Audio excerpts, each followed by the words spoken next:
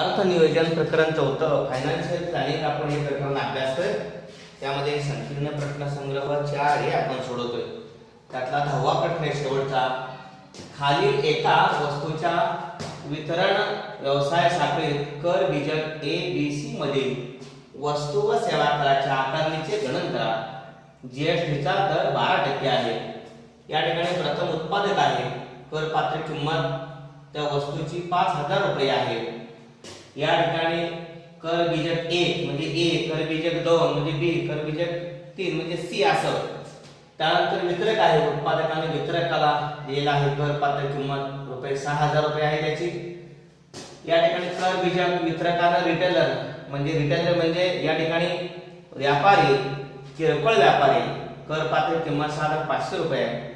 आणि शेवटी ग्राहक आहे, त्याची कर पात्र किंमत आपल्याला काढायचे।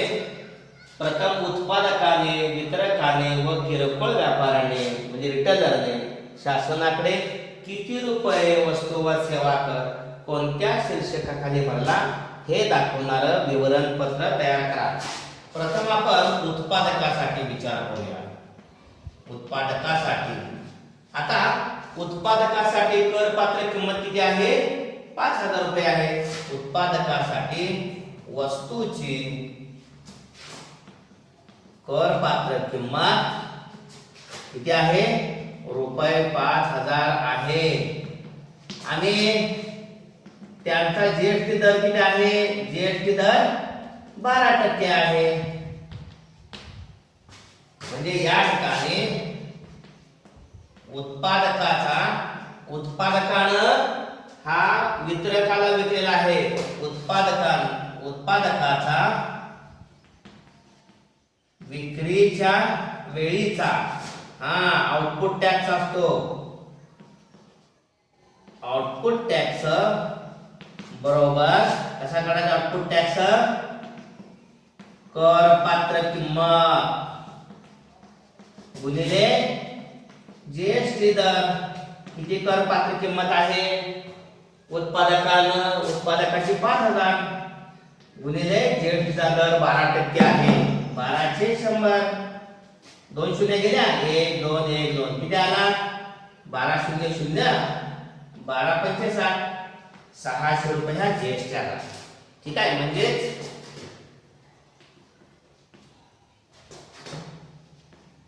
उत्पादकाचा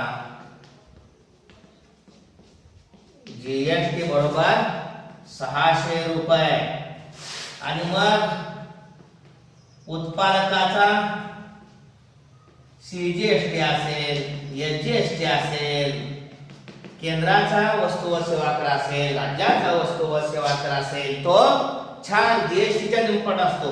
जीएसटी भागिले 2 म्हणजे 600 भागिले 2 बरोबर 300 रुपये प्रत्येकी। लक्षात आलं? आता या ठिकाणी विवरणपत्र आपल्याला तयार करायचे प्रत्येकाचं, उत्पादकाचं, वितरकाचं। पहिल्यांदा आपण उत्पादकाचे लिहिलं या ठिकाणी। उत्पादकासाठीचे विवरणपत्र, उत्पादकासाठीचे विवरणपत्र। इथं व्यक्ती म्हणूया, इथं उत्पादक, इथं एसजीएसटी, नंतर सीजीएसटी आणि जीएसटी।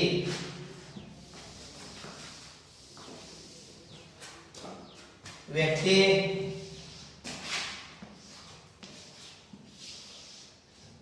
या ठिकाणी उत्पादक आहे। किती भरला एसजीएसटी? 300 रुपये।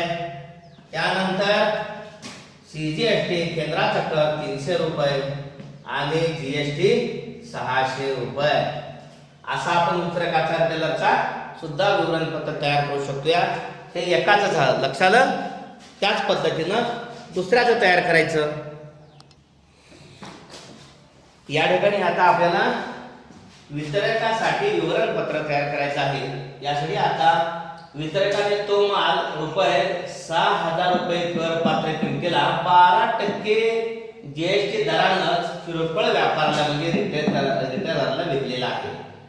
आता या ठिकाणी या वितरकाने उत्पादकाला रुपये 600 जीएसटी भरला आहे। या ठिकाणी या वितरकानं या उत्पादकासाठी 600 रुपये जीएसटी भरला आहे हे आपण पाहिलंय, कारण उत्पादकाचा सीजीएसटी आणि एसजीएसटी 600 या जीएसटीच्या निम्मामध्ये 300 रुपये 300 रुपये आणि 300 अधिक 300 600 रुपये हा या ठिकाणी वितरकाने उत्पादकाला म्हणजे 600 रुपये भरलेला आहे।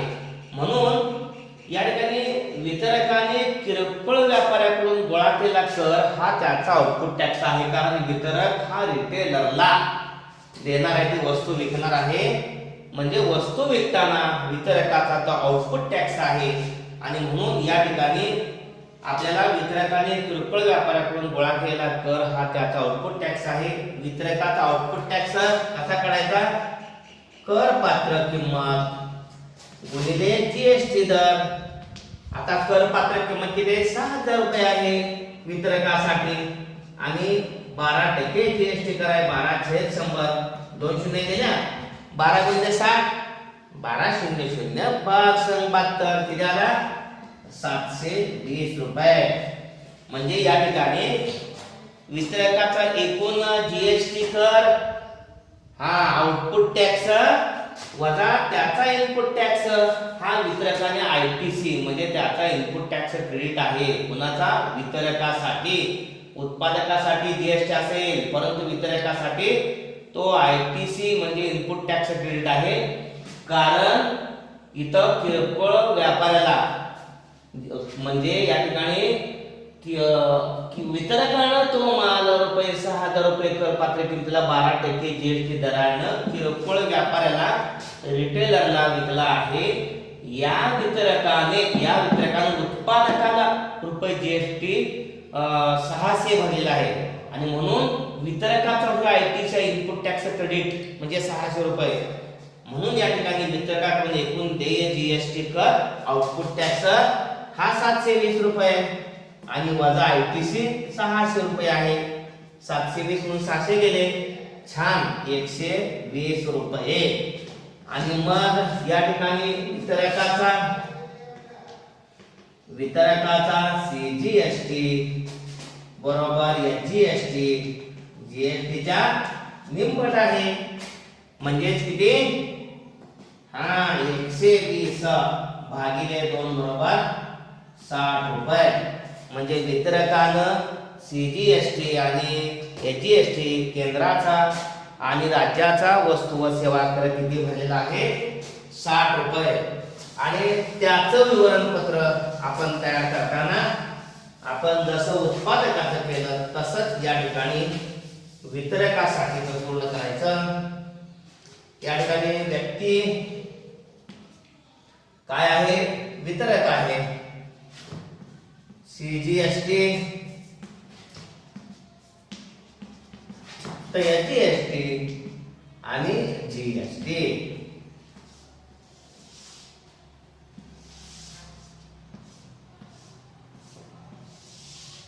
सीजीएसटी किती भरला? 60 रुपये वितरकानं। एसजीएसटी म्हणजे राज्याचा हा केंद्राचा भरला 60 रुपये आणि जीएसटी कसा काढायचा? सीजीएसटी आणि एसजीएसटी दोघांची बेरीज 120 रुपये। अशा पद्धतीनं वितरकाचं विवरणपत्र त्यानंतर रिटेलरचं आपण विवरणपत्र तयार करणार आहोत, हे समजलं? यानंतर किरकोळ व्यापारी ते ग्राहक। हा किरकोळ व्यापारी ते ग्राहक असा हा व्यवसाय शाखेचा तिसरा टप्पा आहे। रिटेलर म्हणजे किरकोळ व्यापारी।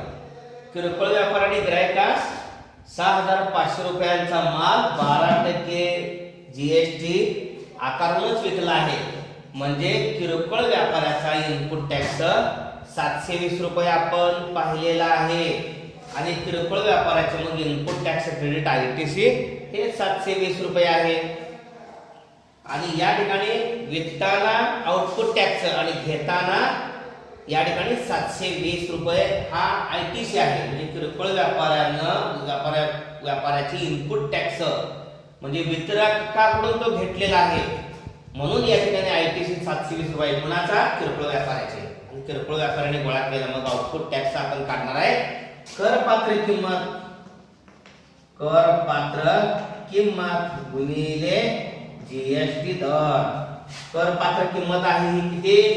किरकोळ व्यापाऱ्याची 6,500 रुपये आणि सगळ्यासाठी जीएसटी दर 12% आहे. 12/100. त्या दोन शून्य गेल्या. 12 पंचे 60. 7 ला शून्य आचारी 6. 12 संग 72 न 6 78,780 रुपये. बघा बरं, परंतु या करातून किरकोळ व्यापारी काय करतोय? स्वतः भरलेल्या टॅक्सची वजावट करूनच उरलेल्या टॅक्स शासनाला भरणार. बरोबर आहे. जागरूकपणे या व्यवसाय साखळीमध्ये मग उत्पादक असू दे, वितरक असू दे, रिटेलर असू दे, ग्राहक असू दे, जागरूकपणे आपलं कर्तव्य पार पाडत असतात. म्हणून या करातून किरकोळ व्यापारी हा जो आहे रिटेलर, तो काय करतो? स्वतः भरलेल्या टॅक्सची वजावट करूनच उरलेला टॅक्स शासनाकडे भरतो.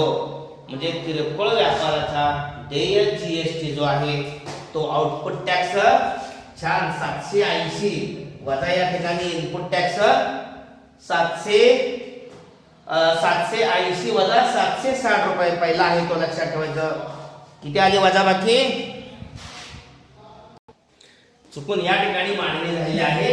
हा जो किरकोळ व्यापाराचा जे जीएसटी आहे, जीएसटी कर आहे तो आउटपुट टॅक्स वजा इनपुट टॅक्स.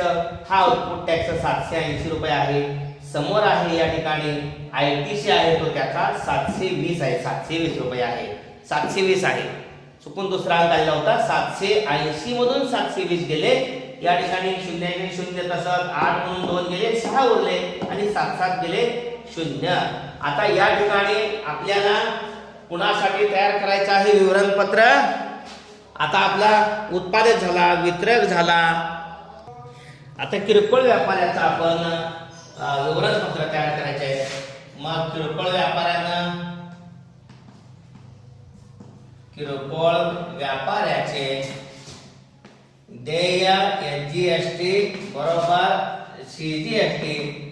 जीएसटी किती आहे?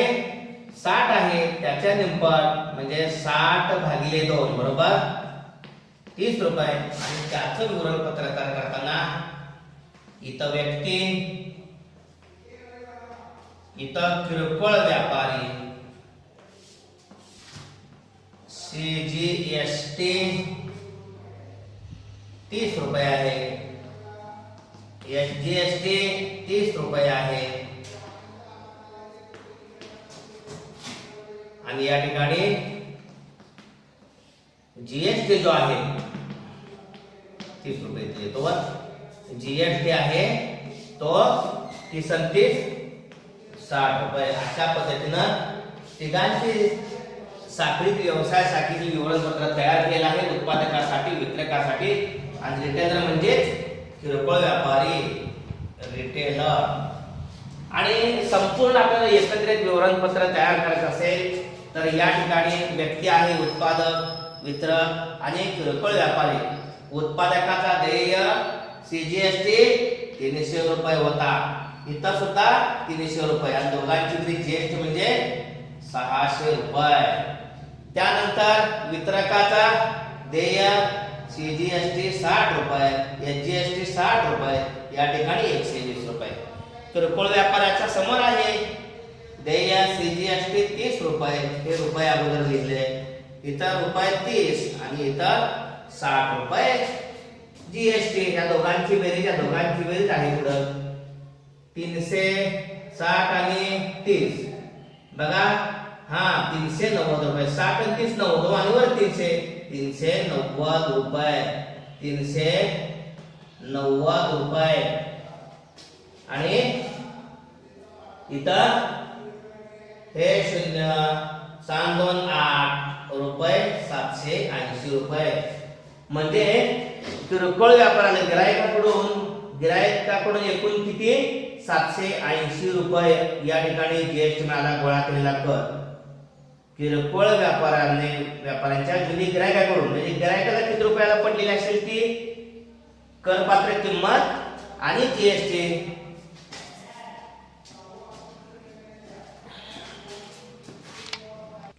म्हणजे या ठिकाणी आता किरकोळ व्यापाऱ्याने, हा जो किरकोळ व्यापारी नंबर 3 चा आहे, किरकोळ व्यापाऱ्याने गिरायकाकडून गोळा केलेला कर हाच आहे. किती आहे? 780 रुपये आहे. त्यामुळे गिरायकाला ती वस्तू केवढ्याला पडली?